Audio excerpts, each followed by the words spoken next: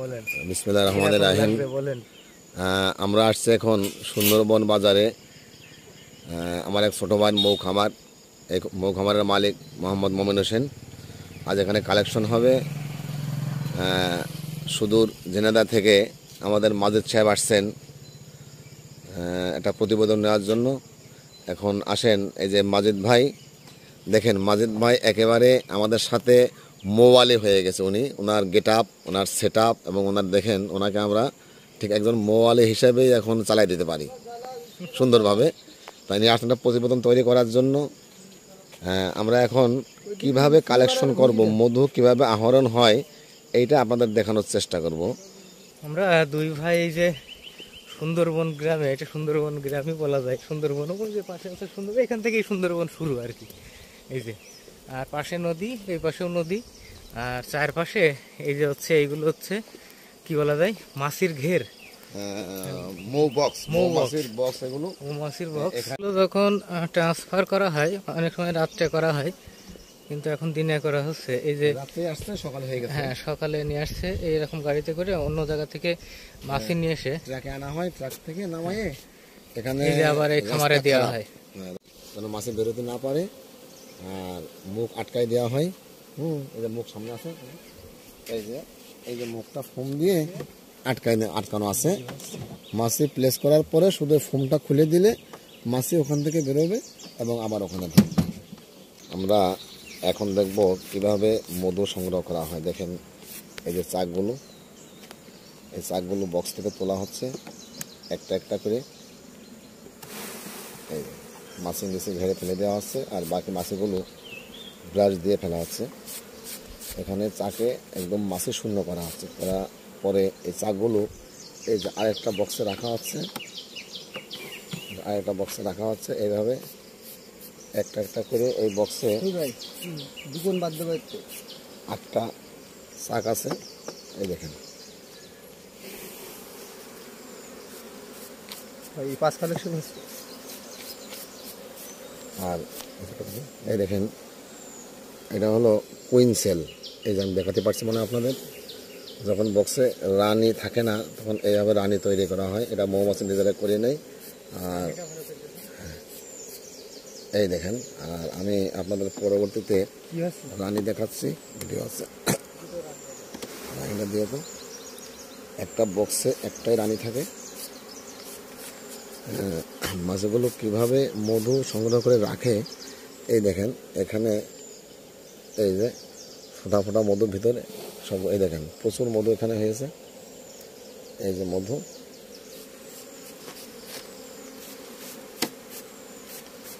আমি আপনাদের রানী দেখানোর চেষ্টা করবো। রানী আছে,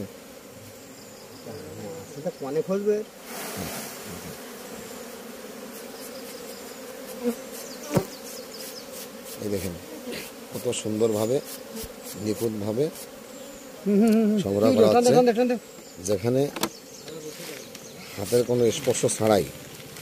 এবং এই মধুটা এই দেখেন এখানে ওই চাকগুলো চলে যাচ্ছে মেশিনে যাওয়ার পরে ওখানে একেবারে নিখুঁতভাবে হাতের স্পর্শ বাদে এই যে আরেকটা বক্স খোলা হচ্ছে। এই দেখেন চাকগুলো সুন্দর করে সাজানো আছে, কালেকশনে আছে। এই দেখেন এখানে মাছি মধু রাখার জায়গা পায়নি, তাই বাড়তি একটা চাক করে ফেলেছে। এই চাকটা আমাদের নিয়মের বাইরে, যা এখানে রাখা সম্ভব হচ্ছে না, হয়তো এটা কালেকশন করে।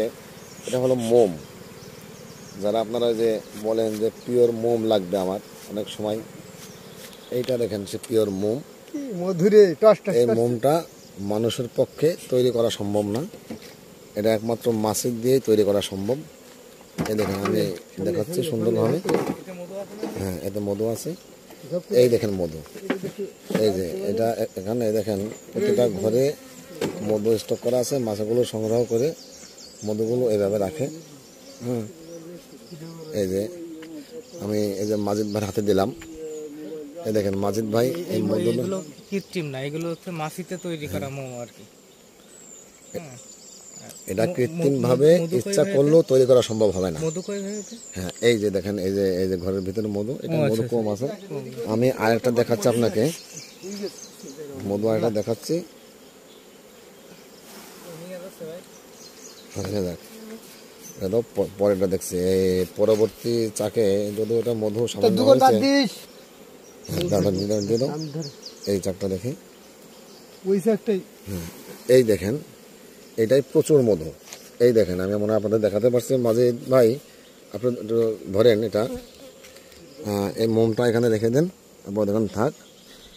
এই দেখেন, এই চাকটায়, এই যে আমার হাতে দেখেন, আমার হাতে মধু, হাত দিলে হাতে মধু। হ্যাঁ হাতে মধু, থাক বসবে, কামড়াবে না। এই দেখেন, এই দেখেন প্রচুর মধু। যে মধুগুলো ওরা সংগ্রহ করে এই চাকে রেখেছে। এখন এইগুলো আমরা এই চাকটা নিয়ে যাব মেশিনে, নেওয়ার পরে কিভাবে কালেকশন, ঘুরান একটু, ঘুরাই দেখান। এই যে আমাদের মাজিদ ভাই ধরে রেখেছে, এই দেখেন মধু, এই যে সুন্দর মধু। এটা সুন্দরবনের খলিশা ফুলের মধু। এই দেখেন, এখানে মধুগুলো ওরা সংগ্রহ করে ক্যাপ করেছে, যেটা যে মধুরা ওরা নিজেরা খাওয়ার জন্য রেখেছে, যেন কেউ সংগ্রহ করতে না পারে। সেক্ষেত্রে আমরা এখানে এই ক্যাপগুলো কেটে ফেলবো, কেটে ফেলে এটা আমরা মেশিনে দেবো। মেশিনে দিয়ে একেবারে নির্ভেজালভাবে, যেটা আপনার, এই দেখেন, মনে হয় আমি আপনাদের মনে হয় সুন্দরভাবে দেখাতে সক্ষম হয়েছি। প্রতিটা ঘরে পরিপূর্ণ মধু আছে। এইভাবেই মধুগুলো ওরা সংগ্রহ করে রাখে। আমাদের মাজিদ ভাই, এই দেখেন, এটা ওয়েট দেখলে বোঝা হ্যাঁ, যাচ্ছে এরা কতটা মধু আছে। হ্যাঁ, খালি ট্রের ওজন আর মধু সহ ওজন। হ্যাঁ হ্যাঁ, হাতে আমি, নিলেই বোঝা যাবে। হ্যাঁ মাজিদ ভাই, আপনি একটা কাজ করেন, এটা আপাতত হাতের আন্দাজে ওয়েটটা রাখেন। কালেকশন করার পর আমি আপনাকে হাতে আবার দেবো, দেখবেন এটা পাতলা হয়ে গেছে। তার মানে মধুটা যখন সংগ্রহ হয় তখন মধু থাকবে না, শুধু চাকটা থাকবে। এই চাকটা ভাঙবে না। এই চাকটা আমরা পরবর্তী পর্যায়ে আবার বক্সে দিয়ে দেবো, আবার এটা মধু সংগ্রহ হবে। এই যে আরেকটা চাক দেখাচ্ছি আমি আপনাদের, এই দেখেন, এটা দেখেন, এটা অনেক ওজন, এটা অনেক ওজন। তার মানে এই চাকটায় আপনার প্রচুর মধু হয়েছে, প্রচুর প্রচুর মধু হয়েছে। এখন আমরা আপনাদের দেখাবো এই মধুগুলো এখান থেকে মাছে শূন্য করে চাকগুলো নিয়ে যাওয়া হচ্ছে কোথায়। এই যে আমাদের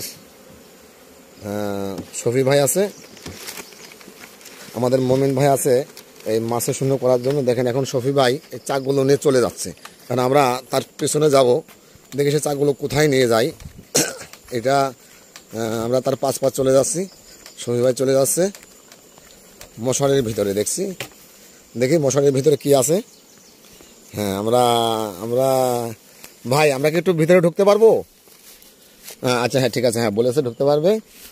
আমরা এই যে আমরা মশারি, এই দেখেন মশারির ভিতরে, এই দেখেন মেশিন।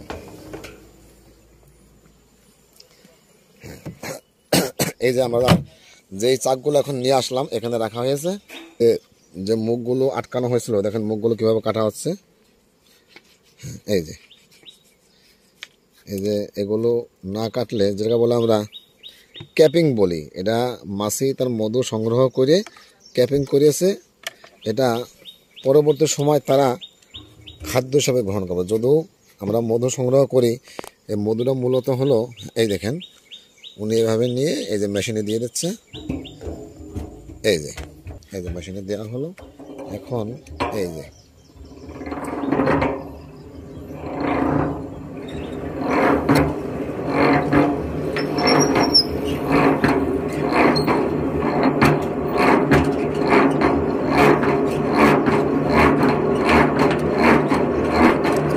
দেখতে পাচ্ছেন কি সুন্দর, কত সুন্দরভাবে মধুটা সংগ্রহ করা হচ্ছে। এই দেখেন, দেখি ভাইয়া একটা চাক আমার হাতে দাও। এই দেখেন, এক চাকটার অনেক ওজন ছিল, অনেক মধু ছিল। এখন এই চাকটা হালকা, এই চাকটা একেবারে হালকা। এই দেখেন, তার মানে এর মধ্যে আর কোনো মধু নাই। এটা কিভাবে সংগ্রহ হলো? এবং এই দেখেন, এই চাকে যে ডিম, বাচ্চা, লার্ভা প্লাস পুলেন্ট যা ছিল একটাও বের হয়নি। শুধুমাত্র হাওয়ার প্রেসারে মধুটা, এই দেখেন এই যে মেশিনটা দেখাচ্ছে আপনার, ওই দেখেন মধু, এই যে নিচে মধু, এর গায়ে এই যে ঘূর্ণর হাওয়ার প্রেসারে এই মধুটা এসে মেশিনের গায়ে ধাক্কা লাগে, দেখে গা থেকে বেয়ে নিচে চলে যাচ্ছে। ওই দেখেন নিচে অনেক মধু হয়ে গেছে, এই যে হয়তো আমি দেখাতে পাচ্ছি নিচে তলায়। এই যে এই মধুটা এখন এই যে মেশিনের এই পাশে একটা নল সেট করা আছে এবং এই নলের নিচে এখানে গর্ত করে ড্রাম দেয়া, ড্রামের মুখে নেট এবং কাপা দেয়া, এই নল দিয়ে মধু বেরোবে।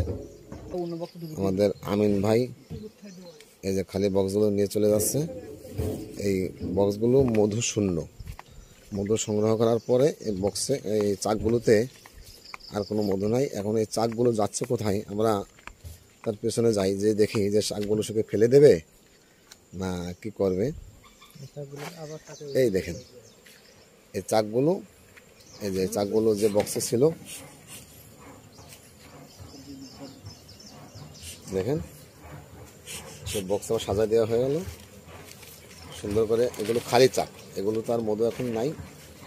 আবার মাছগুলো বনে যাবে, মধু সংগ্রহ করবে। এটা হলো ধোয়া মেশিন।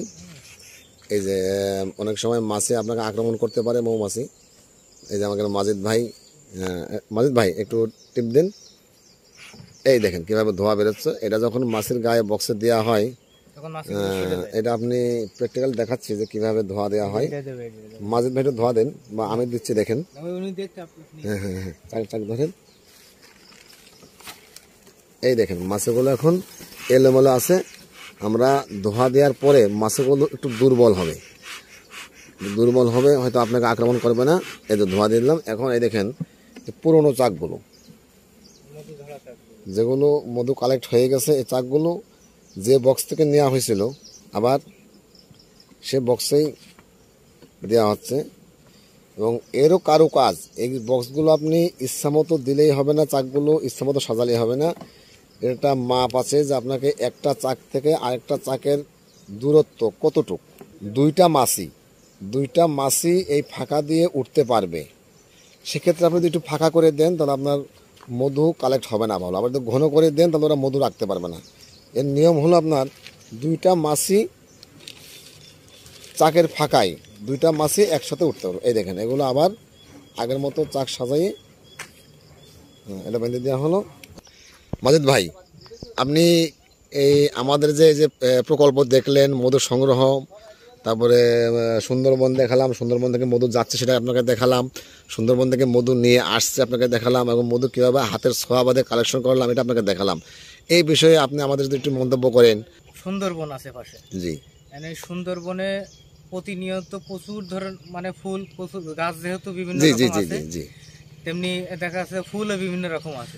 এক কথায় ফুলের শেষ নাই। ফুলের শেষ নাই, মধুরও শেষ নাই। জি, যে কারণে আমরা এখান থেকে মধু মানে মৌমাছিগুলো প্রতিদিন যায়, সেখান থেকে মধু কালেক্ট করে আবার নিয়ে এসে এই জায়গায় আবার রাখে, বা সেখান থেকে আমরা সংগ্রহ করে বা সেখান থেকে মোবাইলটা সংগ্রহ করে এইভাবে প্রসেস করে আপনাদের হাতে পৌঁছানো হয়। তো এই পুরা প্রসেসটা হচ্ছে যে আপনার মানে কোনো হাতের স্পর্শ ছাড়া।